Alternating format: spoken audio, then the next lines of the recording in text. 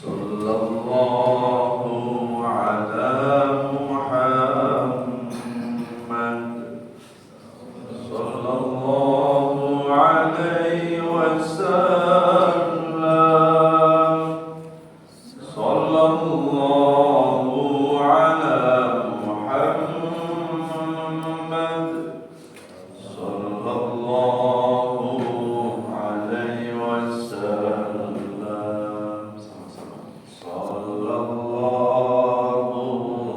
ala Muhammad. Sallallahu alaihi wasallam. Sallallahu ala Muhammad. Sallallahu alaihi wasallam. Ya Habibi ya Muhammad, ya Anusal Khafiqaini, ya Habibi ya Muhammad, ya Anusal Khafiqaini, ya Muayyad ya Mumajjad, ya Imam al-Qiblataini. Sallallahu ala Muhammad. Sallallahu alaihi wasallam. Sallallahu ala Muhammad. Sallallahu alaihi wasallam.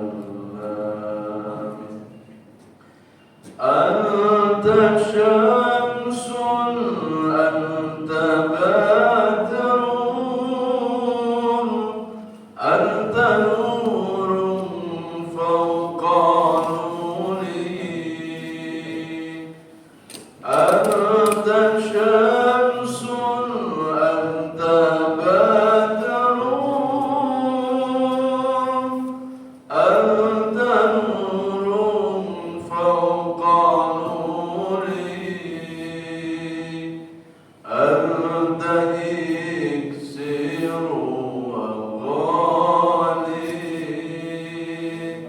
anta misbahus suduri. Sallallahu ala Muhammad. Sallallahu alaihi wasallam.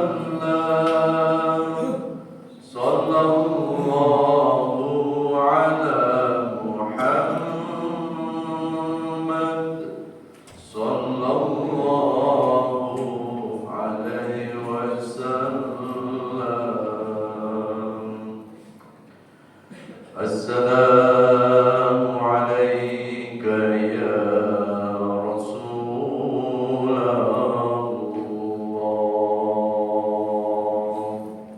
Salam rindu untukmu ya Rasulullah.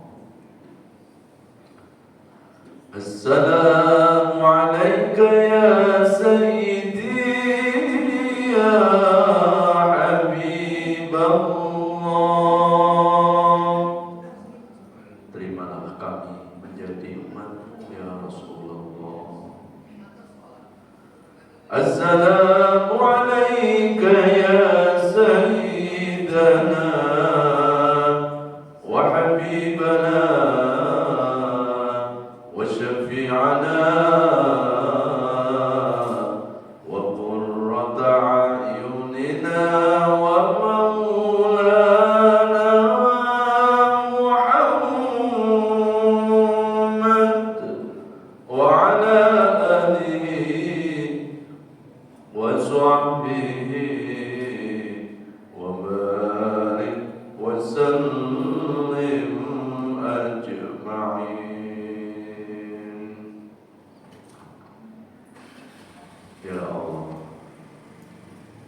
panjatkan sholawat salam rindu kami kepada kekasihmu Rasulullah Sallallahu Alaihi Wasallam. Ya Allah, sandingkan kami, sandingkan seluruh keluarga kami, sandingkan ayah dan ibu kami, kelak di akhiratmu bisa bersanding dengan Rasulullah di dalam surga, bisa bersanding dengan orang-orang yang Kau kasihi. Rabbana taqabbal mahabbatana ila Rasulikal Karim. Al-Fatihah.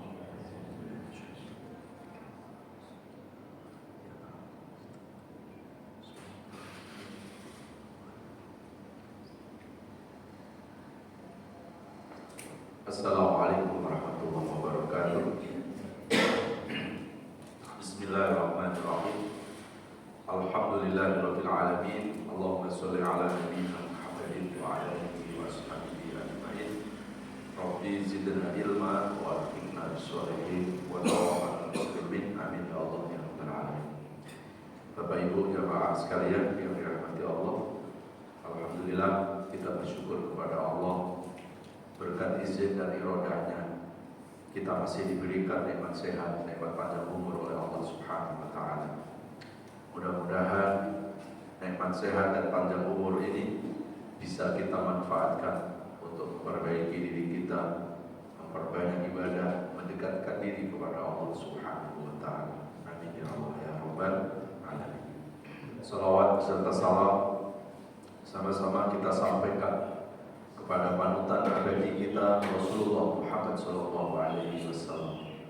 Semoga kita termasuk umat yang mencintai Nabi dan mudah-mudahan Nabi mencintai kita. Amin ya rabbal alamin. Baik Bapak Ibu jemaah sekalian, kita akan melanjutkan kajian tadabbur Al-Qur'an, yaitu renungan-renungan di bawah naungan ayat-ayat suci Al-Qur'an. Kali ini kita akan mengangkat satu tema, mengapa setan dibiarkan ada. Untuk mengawali kajian ini, kita akan membuka Al-Quran, yaitu surat Al-Baqarah, surat kedua ayat 208. Al-Baqarah ayat 208. A'udzu billahi minasy syaithanir rajim. Bismillahirrahmanirrahim. Ya ayyuhalladzina amanu udkhulu fis silmi kaffah wa la tattabi'u khutuwatis syaitan innahu lakum aduwwun mubin. Sadaqallahu.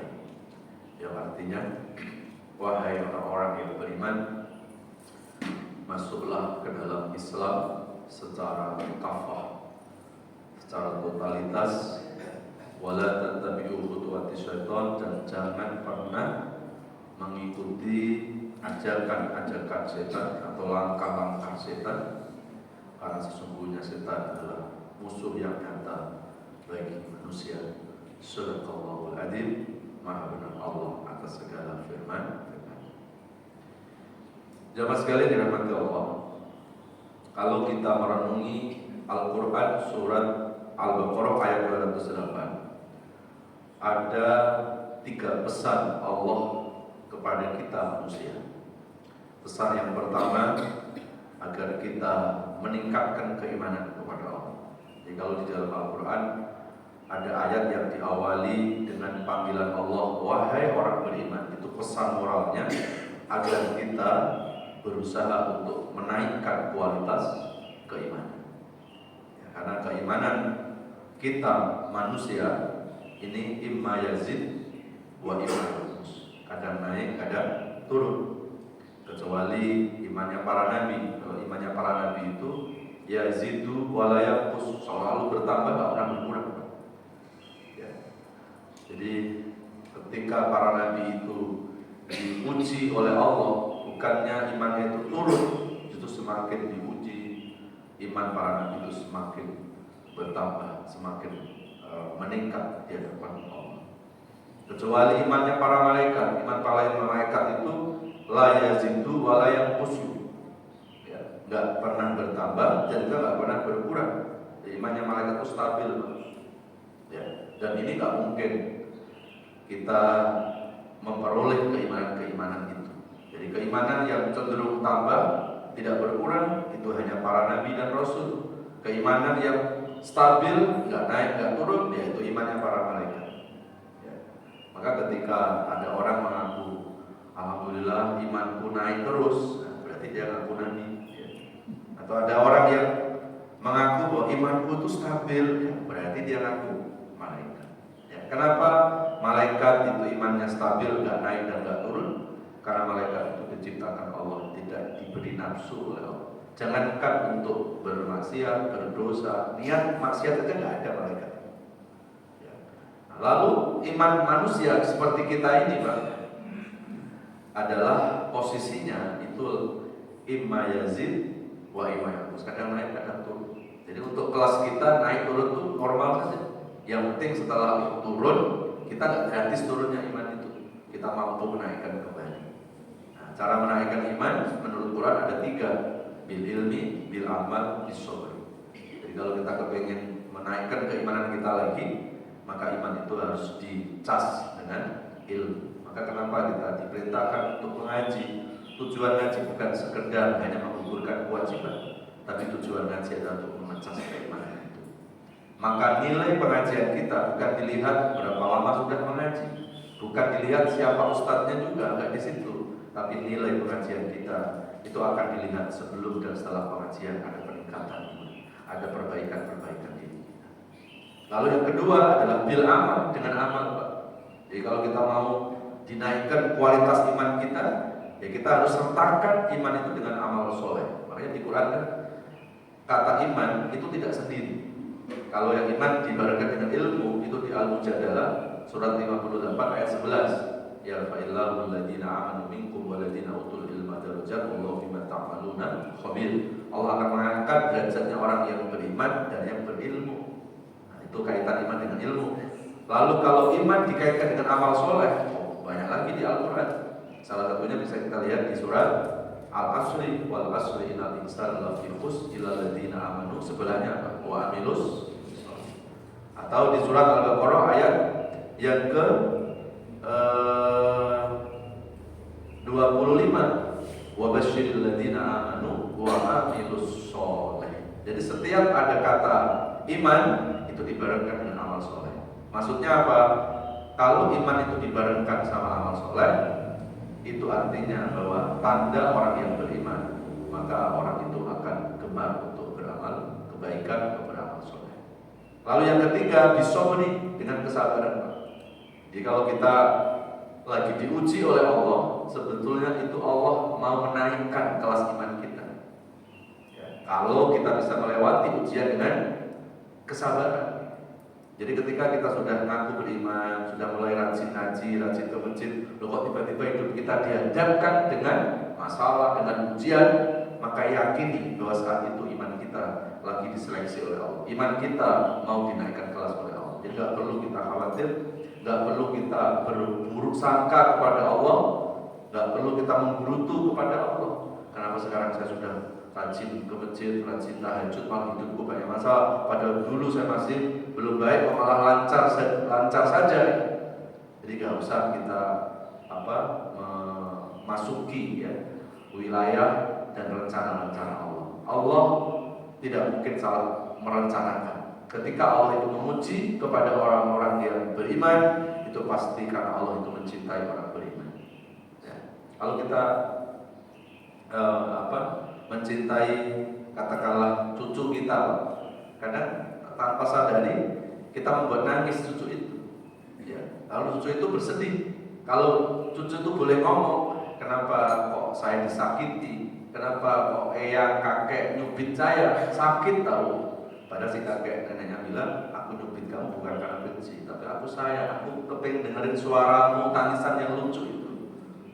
Dan barangkali begitulah Allah. Ketika Allah memuji hamba yang dicintainya, kadang di dua hamba itu mendapatkan kesulitan. Tapi disitulah Allah yang dengar tangisan hati kita. Ya, idza haballahu 'abdan ibtalah. Kalau Allah itu mencintai seorang hamba, maka hamba itu akan diuji. Dan ketika hamba itu benar-benar mencintai Allah, tidak akan luntur keimanannya, tidak akan luntur kebaikannya. Baik, kembali ke surat Al-Baqarah lagi. Pesan yang kedua setelah iman apa? Udkhulu fis silmi kafah. Agar kita masuk Islam secara totalitas. Jadi tidak boleh dalam menjalani Islam itu setengah-setengah. Maksudnya setengah-setengah itu jangan ketika kita melihat perintah-perintah Allah yang kira-kira sesuai dengan mood kita semangat menjalankan. Tapi begitu ada hal yang sekiranya tidak sesuai dengan mood kita, dengan pemahaman kita, lalu kita setengah hati menjalankan. Atau dalam menjalani agama Islam kita pilih-pilih dulu. Nggak boleh menjalani Islam itu seperti itu. Kita menjalani Islam secara totalitas. Ya, tidak boleh dalam menjalani Islam kita mentaati perintah Allah, tapi tetap masih menjalankan larangannya. Atau kita sudah meninggalkan larangannya, tapi kita masih belum taat kepada Allah. Nah, itu namanya belum secara kafah. Jadi Islam secara kafah itu adalah berusaha untuk menjalani semua perintah Allah dan meninggalkan larangannya. Dan sikap orang yang imannya kafah adalah sami'na wa ata'na. Dia selalu tunduk kepada Allah Subhanahu wa ta'ala. Lalu pesan yang ketiga apa? Wala tattabi'u khutuwatis syaitan. Dan jangan pernah kita mengikuti langkah-langkahnya setan. Karena setan itu musuh yang nyata buat manusia. Nah, kalau kita lihat di poin ketiga ini, maka Allah sudah memproklamirkan bahwa setan itu dari dulu sampai sekarang itu akan menjadi musuh manusia. Ya, maka Allah mengingatkan kita jangan pernah kita mengikuti langkah-langkah setan. Karena setan itu selalu berusaha untuk menggoda manusia supaya manusia itu tidak menjalankan kebenaran, supaya manusia itu jauh dari hidayah Allah Subhanahu wa ta'ala. Jamaah sekalian yang dirahmati Allah, kadang muncul di pikiran kita, nah kalau setan itu musuh kita, ngapain Allah buat? Ya. Coba kalau dunia ini nggak ada setan, kan aman saja. Ya, ini kan yang muncul di pikiran kita. Tapi sebagai orang yang beriman kepada Allah, tidak mungkin Allah itu membuat sesuatu kalau sesuatu itu sia-sia. Memang sifatnya setan itu menggoda. Sifatnya setan itu akan selalu berusaha untuk menggelincirkan manusia dari jalan kebenaran.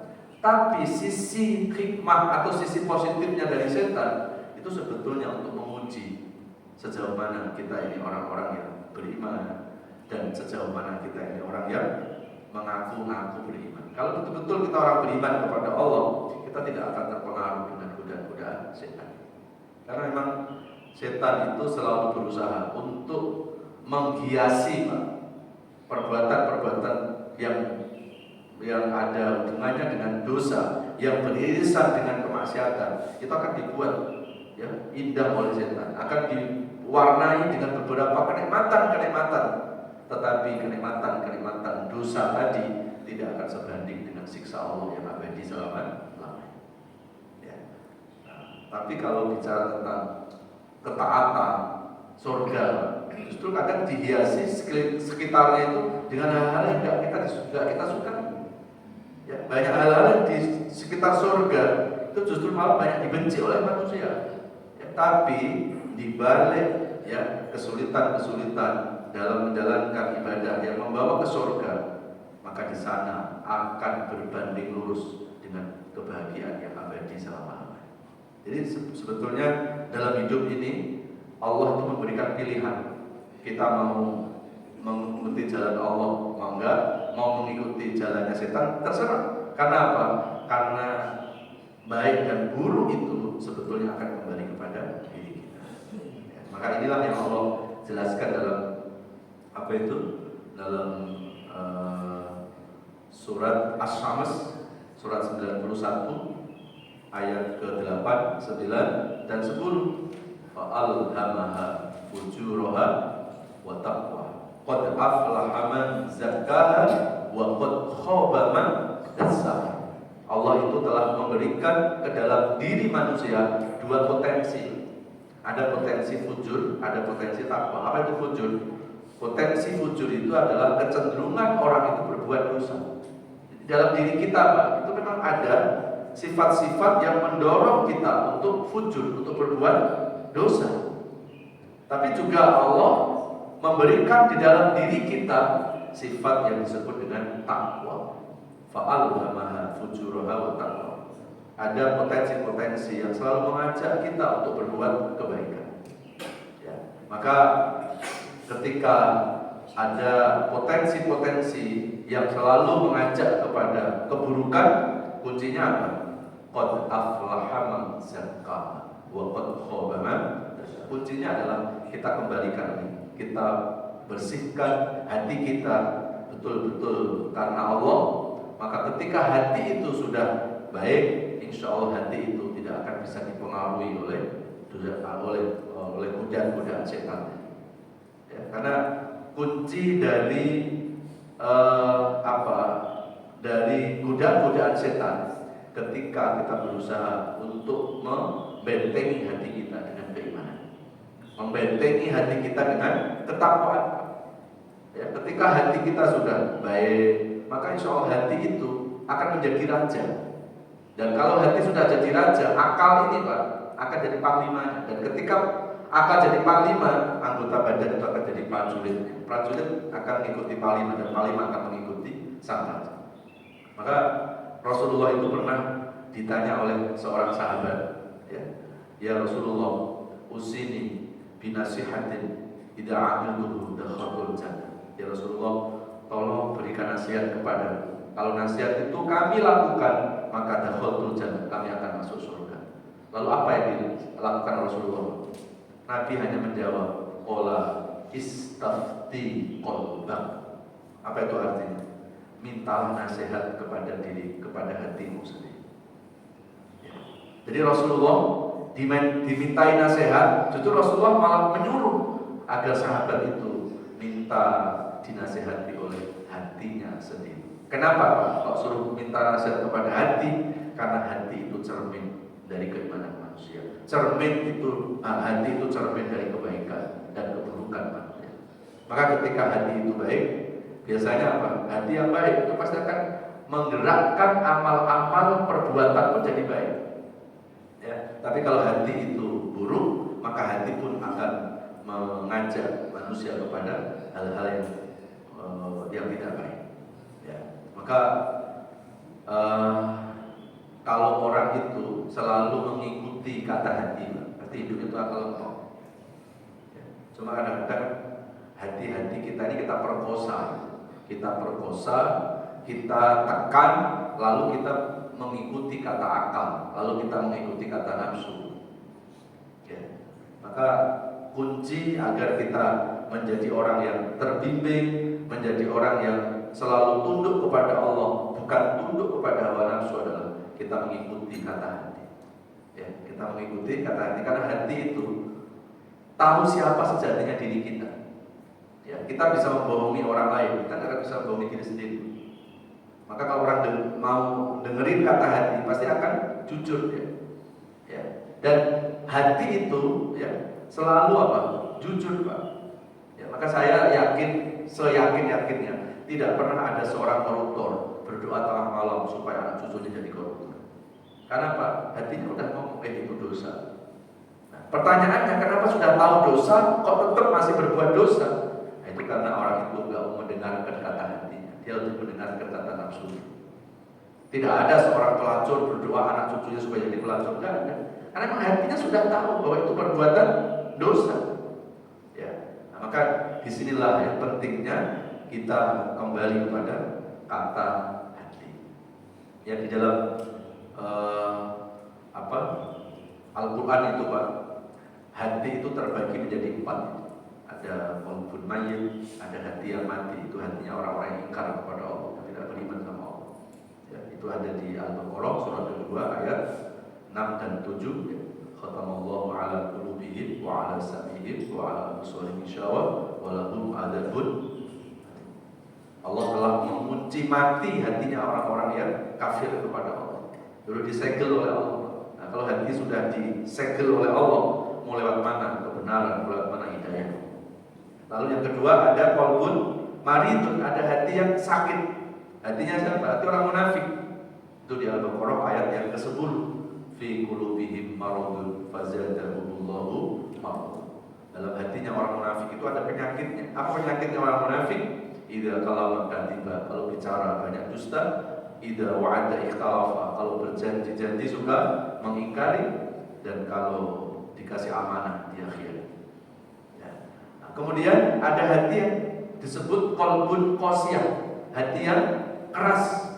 Itu di Al-Baqarah ayat 74. Summa qasat qulubukum min ba'di dzalika fahiya kal hijarati aw ashad qaswa. Wa inna minal hijarati lama yatafajjaru minhul anhar wa inna minha lama yashaqqaqu fa yakhruju minhul ma wa inna minha lama yahbitu min khasyatillah wa wallahu bighafilin amma ta'malun. Jadi ada orang yang hatinya itu dikeraskan oleh Allah. Loh, kenapa kok hatinya dikeraskan oleh Allah? Ada 3 penyebab. Pertama, orang itu keras hati karena apa? Hubbud dunya, karena terlalu cinta. Jadi orang kalau terlalu cinta dunia, maka itu akan mengeraskan hati manusia. Loh, emang nggak boleh cinta dunia? Boleh. Emang nggak boleh kita jadi orang kaya? Boleh. Ya nggak boleh ketika kekayaan itu membuat kita lupa kepada Allah Subhanahu wa Ta'ala. Itu akan mengeraskan hati kita. Dan yang kedua apa? Lupa kematian. Orang kalau lupa mati, lama-lama hatinya itu keras. Dan kemudian yang ketiga apa? Yang ketiga itu susah untuk menerima kebenaran. Jadi susah menerima kebenaran. Kalau kiranya kebenaran itu nggak cocok dengan pemahamannya, dia tolak. Tapi kalau yang cocok dengan pemahamannya baru dia ikuti. Maka ketika sifat-sifat ini ada di dalam hati kita, maka hati kita lama-lama akan menjadi keras. Ya. Kemudian yang keempat adalah qalbun salim. Yauma la yanfa'u malun wala banun illa man atallaha biqalbin salim. Pada hari kiamat nanti tak berguna harta, tak berguna keluarga, jabatan. Yang kita bawa nanti kepada Allah itu adalah qalbun salim, hati yang bersih. Nah, mudah-mudahan Allah anugerahkan kepada diri kita qalbun salim, hati-hati yang bersih. Dan ciri-ciri hati yang bersih itu apa? Ciri-ciri hati yang bersih itu dia selalu mudah melihat kekurangannya, dia mudah melihat kesalahannya sendiri sehingga tidak ada waktu untuk melihat kesalahan orang lain. Itu tanda-tanda qalbun salim. Ya, maka disinilah Rasulullah mengingatkan kepada kita supaya kita belajar ya sifat salamatis sudur. Apa salamatis sudur itu, Pak? Menyelamatkan hati kita dari melihat kejelekan orang lain. Ya, karena ketika kita tuh melihat kejelekan orang lain, kejelekan itu yang akan masuk ke hati kita. Ya, nah, maka kita perlu belajar, berusaha untuk melihat kekurangan diri sendiri. Kalau kita melihat kekurangan diri sendiri, Pak, sepertinya sudah nggak ada kesempatan, nggak ada waktu untuk melihat kekurangan orang lain. Ya, mana mungkin kita tahu kekurangan orang lain. Ya, mana mungkin kita tahu apakah orang itu salah atau tidak salah. Itu bukan domain kita. Karena hak menilai itu sebetulnya bukan haknya Allah, bukan haknya manusia. Hak menilai itu sesungguhnya haknya Allah Subhanahu wa Ta'ala. Fala tuzakku anfusakum wa huwa a'lamu biman ittaqa. Jangan pernah kita merasa lebih baik dari orang lain. Karena sejatinya yang tahu diri kita hanya Allah. Nah, kalau kita saja nggak tahu nilai diri kita, mana mungkin kita mudah menilai orang lain. Maka kalau hari ini ada orang senang menjelek-jelekkan orang lain, senang menilai-nilai orang lain, ya, sesungguhnya orang itu telah memasuki wilayah Allah. Ya. Telah memasuki apa? Pekerjaan Allah. Ya. Padahal ketika kita melihat kesalahan-kesalahan orang lain itu, justru kesalahan-kesalahan itu yang nantinya akan masuk kepada hati kita. Tapi kalau kita lihat kebaikan orang lain, nanti energi kebaikan itu akan masuk pada diri kita. Ya. Nah, kemudian waqad khaba man dassa. Itu di Asyam, dan sungguh celaka buat orang-orang yang mengotori hatinya. Apa penyebab kotor hati itu? Yang pertama adalah karena dosa. idza adnabal abdu dan banuknatan sauda fi qalbi. Ketika manusia itu berbuat dosa, maka dosa itu akan menjadi titik hitam di hati manusia. Ketika manusia banyak dosa, maka akan menjadi titik hitam di hati. Akhirnya hati itu gelap, dan ketika hati itu gelap, maka hidayah, maka susah untuk menerima kebenaran, maka susah untuk menerima hidayah Allah Subhanahu wa taala. Ya. Nah, jamaah sekalian yang dirahmati Allah Subhanahu wa taala. Kemudian kalau kita buka di dalam Al-Qur'an di surat 36 ayat 60, 61, 62. Surat 36 ayat 60, 61, 62. A'udzu billahi minasy syaithanir rajim. Bismillahirrahmanirrahim. Alam ahad ilaikum ya bani Adam an la ta'budus syaitan innahu lakum aduwwun mubin wa an i'buduni hadza siratun mustaqim wa laqad adalla minkum jibillan katsira afalam takunu ta'qilun. Sadaqallahul. Itu surat 36 ayat 60, 61, 62. Alam ahad ilaikum ya bani Adam alla ta'budus syaitan. Nah, ayat ini ada korelasinya dengan surat Al-Baqarah ayat 208 tadi. Jadi kita diingatkan oleh Allah bahwa musuh kita yang sesungguhnya adalah setan. Nah, setan itu bagian dari jin yang kafir. Ya, memang kalau ada jin kafir, apa ada jin muslim? Ada. Jadi setan itu bagian dari bangsa jin yang kafir. Nah, ada dejongkotnya setan lagi. Siapa itu? Abul Jan. Bapaknya jin itu siapa? Iblis. Dan konon setelah para nabi dan rasul sudah tiada, Pak, iblis itu gak diturunkan ke muka bumi lagi. Ya, iblis itu hanya mengomandoi saja, Pak. Lalu yang diturunkan ke muka bumi bukan iblis, tapi setan-setan itu, antek-anteknya iblis. Ya. Kalau iblis yang dulu menggoda Nabi Adam, yang dulu menggoda Nabi Ayub itu diturunkan sekarang, Pak, maka bukan 1-2 orang yang akan bisa dikelabui oleh iblis. Seluruh manusia itu akan mengikuti, ya, godaan-godaan iblis. Maka Allah tidak menurunkan iblis. Sekarang ini yang menggoda manusia sekarang adalah setan. Ya, loh, kenapa kok bukan iblis? Kenapa kok iblis yang diturunkan pada para nabi? Ya, kenapa? Karena iblis itu kelasnya kelas jenderal, gitu. Maka nggak mungkin diturunkan untuk menggoda manusia-manusia sekelas kita yang manusia biasa ini. Nggak mampu kita, Pak. Nabi Adam aja bisa tergoda. Ya. Nabi Adam aja dikeluarkan dari surga. Kalau kita buka sejarahnya, itu karena tergoda oleh iblis. Itu sekelas Nabi Adam. Gimana Adam Jordan kan gitu. Nah, gimana kalau yang kelasnya manusia biasa? Maka yang menggoda kita sekarang ini sudah bukan iblis lagi, setan. Ya. Kenapa setan? Ya, disesuaikan dengan kapasitas keimanan kita. Kalau imannya yang kelasnya berat, pasti iblisnya juga iblis yang kelas berat tadi, Pak, kelas jenderal. Tapi kalau imannya biasa-biasa seperti kita ini, cukup digoda dengan setan.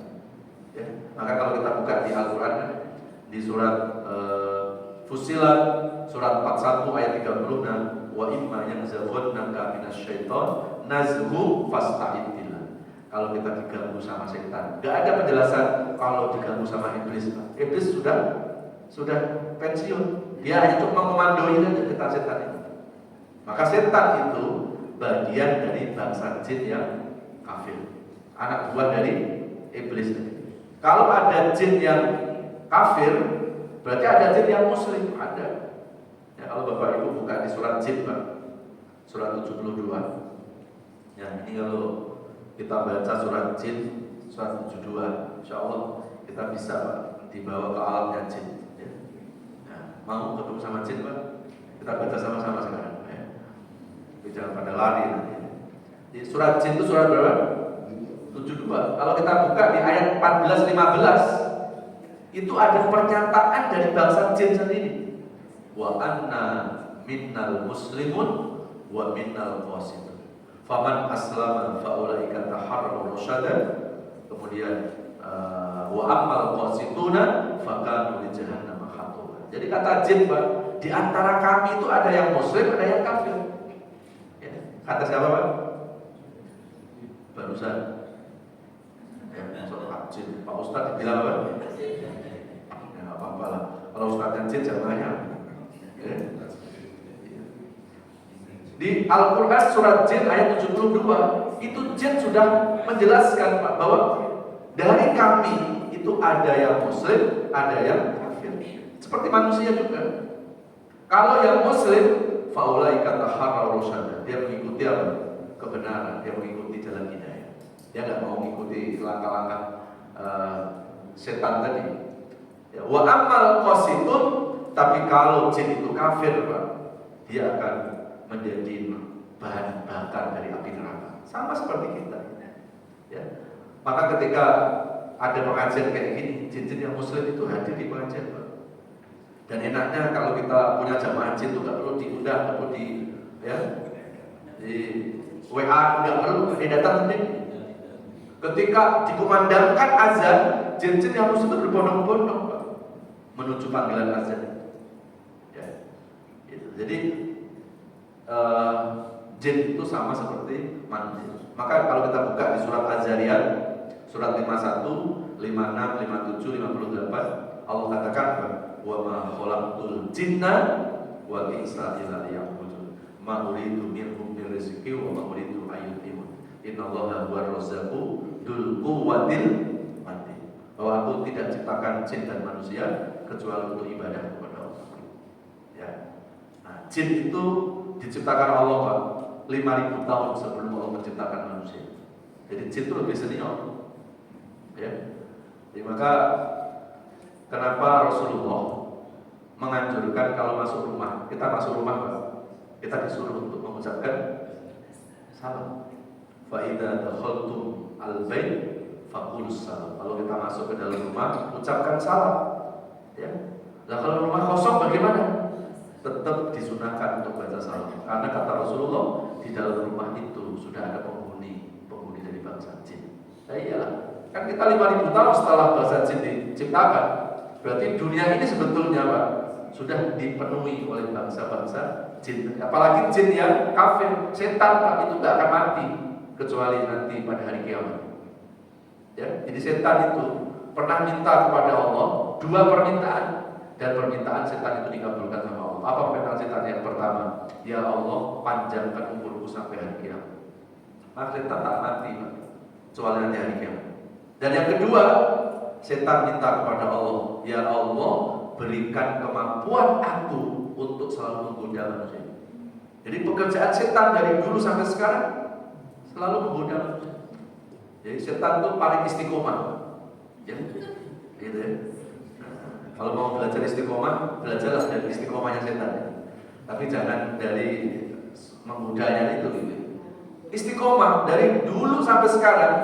Yang namanya iblis itu pekerjaannya istiqomah, yang menggoda manusia. Tapi konon katanya sekarang setan-setan sekarang sudah mau frustasi. Ya.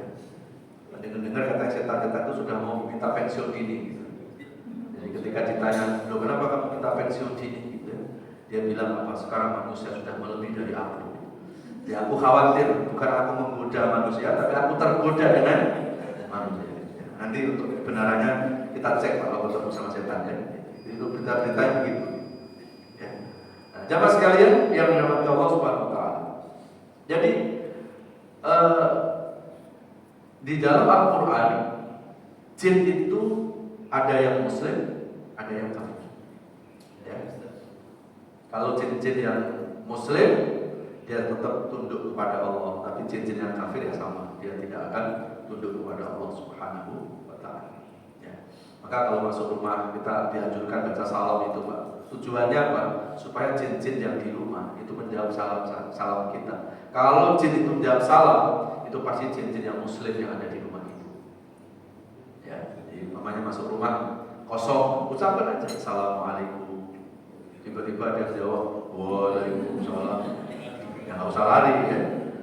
Biasanya kalau jin menjawab salam kita itu pasti dipastikan jin muslim. Jadi secara nggak langsung kalau kita masuk rumah suruh baca salam itu kita mengislamkan jin-jin yang ada di rumah. Kalau nggak Islam, jin itu nggak akan kerasan. Dikit-dikit assalamualaikum, dikit-dikit assalamualaikum. Dia nggak tenang. Ya, gitu. Dan jin-jin itu Pak, tempat yang paling disukai di rumah itu di toilet. Ya, jadi makanya kenapa kalau kita masuk toilet kita disuruh berdoa? Apa doanya Pak? Allahumma inni a'udzubika minal khubuthi wal khaba'is. Ya Allah, lindungi kami dari godaan jin laki dan jin perempuan. Ya. Jadi berarti apa? Toilet itu tempat yang paling disukai oleh jin. Loh, kenapa toilet itu disukai sama jin? Karena menurut riwayat makanannya jin itu dari kotoran manusia. Ya. Nah, tapi jangan nanti diprotes, Pak Ustaz, saya pernah biarin kok masih ada terus. Ya. Yang dimakan bukan kotoran fisiknya, Pak, energi kotoran. Maka kan nggak boleh manusia itu berkolaborasi, berteman sama jin, itu nggak boleh. Karena sebaik-baiknya jin itu seburuk-buruknya manusia. Energinya buruk jin itu, Pak. Ya, jadi makan kotoran manusia. Maka sunnah kalau di toilet itu dianjurkan jangan kita lama-lama di toilet. Dianjurkan bersegera, cepat-cepat di toilet. Ada dua tempat yang disunahkan Rasulullah, jangan lama-lama di tempat dua itu. Apa? Dua itu. Pertama, toilet jangan lama-lama, disunahkan dicepatkan. Dan yang kedua adalah tidak boleh kita terlalu lama di pasar. Ya. Tahu sendiri kalau lama-lama di pasar gimana? Ibu-ibu yang paling paham. Ya. Jangan lama-lama di mall, ya. Nanti ludes Pak kantong. Ya. Sebetulnya bukan itu, karena dua tempat itu dijadikan oleh setan untuk mengelabui, melupakan manusia. Kan di toilet kita nggak boleh nyebut nama Allah. Jadi khawatir nanti kalau lama-lama itu tiba-tiba kita jatuh, nanti meninggal, ya khawatir kita tidak mengucapkan kalimat Allah. Kemudian mall, pasar, kan sering kita lupa. Kadang sholat aja bisa lewat. Ya, nah, ada tempat yang dianjurkan untuk dilama-lamakan. Di mana itu Pak? Di masjid. Ya, karena tanda-tanda orang yang imannya kuat itu dia kerasan di masjid. Fa'idha ra'aitumur rajula ilal masjid fastashidu bil iman. Kalau ada orang yang senang datang ke masjid, senang lama-lama di masjid, saksikan bahwa dia adalah orang yang beriman kepada Allah. Nah, lalu pertanyaannya, gimana yang aku beriman tapi gak kerasan di masjid? Ya, gitu. Nah, lebih sedih lagi, sesekalinya ke masjid disolatin di masjid. Nauzubillah ya. Itu. Kemudian kita lihat lagi tadi masih ada dua ayat untuk menutup kajian saya, yaitu di surat 36 ayat yang ke-61 dan 62. Wa an'buduni hadza siratul mustaqim. Maka kata Allah, ibadahilah aku. Ya, jangan kita mengikuti langkah-langkah syaitan. Kenapa? Hadza siratul mustaqim. Karena jalan Allah itu adalah jalan yang lurus. Ya. Lalu walaqad adalla minkum jibilan katsiru afalam takunu ta'qilun. Dan sungguh sudah banyak manusia yang disesatkan oleh setan. Afalam ta'qilun. Apakah kita tidak berpikir? Nah, maka dari ayat ini kita mendapat hikmah Pak, bahwa setan itu memang sudah ditentukan oleh Allah harus ada di muka bumi. Nah, keberadaannya setan itu sesungguhnya untuk menyeleksi mana yang benar-benar beriman dan mana yang pura-pura beriman. Kalau orang itu benar-benar beriman, ya, dia tidak akan tergoda sama setan. Tapi kalau dia pura-pura beriman, pasti dia akan mudah digoda oleh setan. Nah, ada 3 cara agar kita bisa menghalau dari godaan setan. Yang pertama apa? Di antaranya zikrullah. hati kita jangan pernah kosong dari mengingat Allah. Hati kita terus berzikir. Terus yang kedua apa? Kita dianjurkan hati kita selalu diwarnai dengan Al-Quran. Ya. Loh, kok hati di dalam Al-Quran? Maksudnya apa? Orang yang mencintai Quran itu bukan hanya Al-Quran dibaca di mulutnya, tapi orang yang disebut mencintai Al-Quran ketika Al-Quran sudah di hatinya. Ya. Kemudian yang ketiga, salah satu cara untuk menghalau dari iblis apa? Kita dianjurkan untuk selalu hadir di majelis ilmu. Karena majelis ilmu ini adalah majelis yang paling dibenci sama iblis. Kalau majelis itu dibenci sama iblis, berarti majelis itu disukai dan dicintai oleh Allah Subhanahu wa Ta'ala. Sampai Nabi mengatakan, "Fa idza marartu bi riyadil jannah farta." Kalau kita melewati taman surga, hampiri taman surga itu. Wa ma riyadul jannah ya Rasul. Mana taman surga itu? Nabi menjawab, majelisul ilmu. Majelis-majelis yang dibuat mengajar. Insyaallah kalau kita sering hadir di majelis ilmu, insyaallah setan itu akan terhalang untuk menggoda kita, untuk mengelabui kita. Amin ya Allah ya Rabbal alamin. Saya kira itu kajian kita pada subuh ini. Mudah-mudahan kajian ini ada manfaatnya. Amin ya Allah ya Rabbal alamin. Al-Fatihah.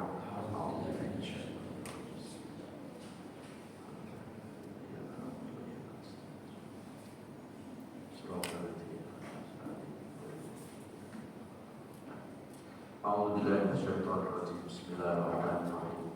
Alhamdulillahirabbil alamin. Allahumma shalli ala Muhammad wa ala alihi wa sahbihi wa barik wa sallim ajmain.